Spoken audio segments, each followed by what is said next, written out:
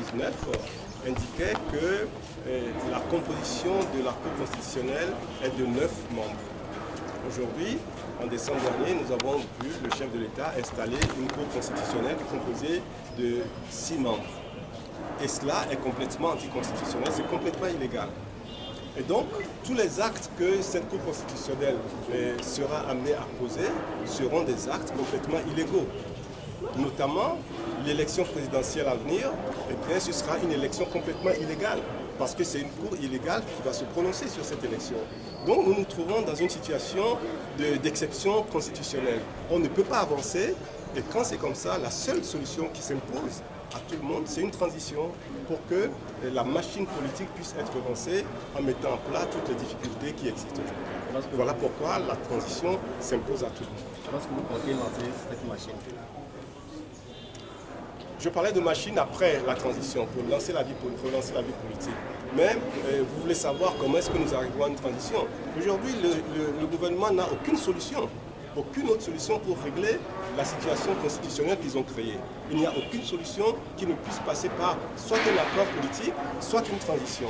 Et l'accord politique, ça fait des années et des années qu'on cherche à en avoir, on n'en a jamais eu. Eh bien, il faut qu'aujourd'hui, le gouvernement tire les conséquences de la situation qu'il a créée et qu'on aille à une transition qui s'impose à tout le monde. Monsieur Olympio, vous dites que le gouvernement n'a aucune solution, mais visiblement, rien ne pousse aussi le gouvernement. En tout cas, aucune force ne pousse le gouvernement à faire ce que vous voulez. Alors, si vous avez bien entendu ce que nous avons déclaré aujourd'hui, c'est l'appel de l'ensemble de nos concitoyens à rentrer dans nos creusets pour ensemble harmoniser la pression que nous allons exercer sur le régime. Ils ont créé une situation, nous devons les aider à sortir de cette situation-là.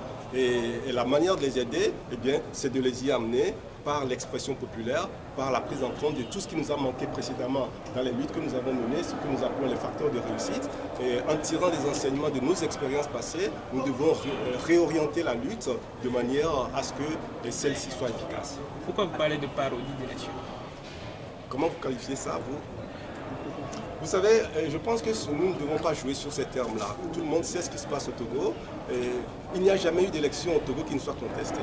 Donc quand une grande partie des citoyens contestent des élections, ça veut dire que quelque chose ne va pas. Et c'est pour ça qu'il y a des crises au Togo. Première manifestation, quand?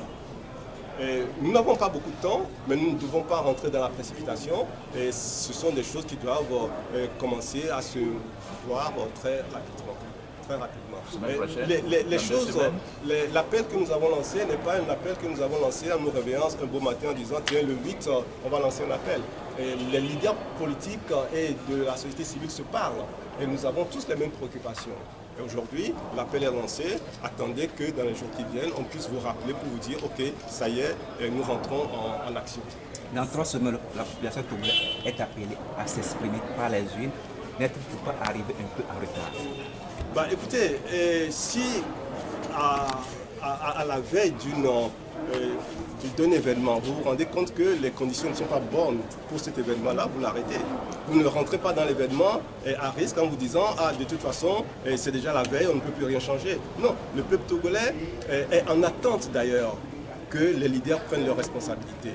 C'est vrai, nous avons tardé, nous avons traîné à prendre nos responsabilités. Aujourd'hui, je pense que tout le monde est contraint de faire ce qu'il faut pour que la machine qui va réorienter la lutte et qui va entraîner le peuple dans une action unitaire, eh bien,